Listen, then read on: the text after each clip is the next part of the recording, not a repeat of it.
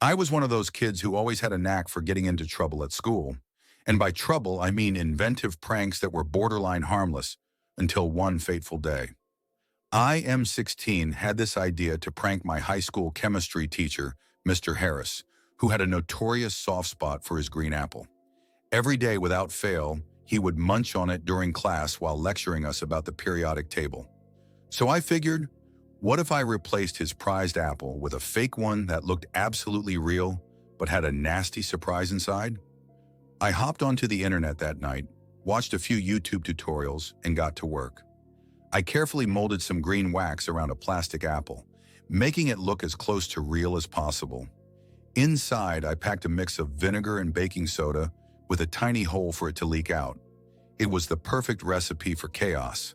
The big day arrived, and by some stroke of luck, I managed to pull off the prank without a hitch.